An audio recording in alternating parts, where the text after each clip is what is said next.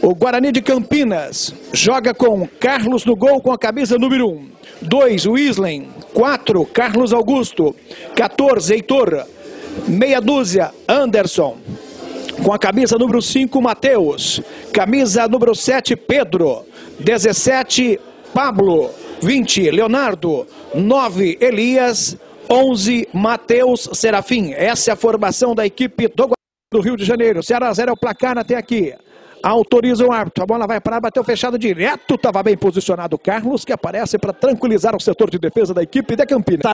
Pablo no levantamento, bateu rasteiro, olha, bola perigosa, hein? Bola perigosa, a bola tá pesada, tá linda, cortou, o zagueiro cortou, bateu forte, a bola vai para a linha de fundo.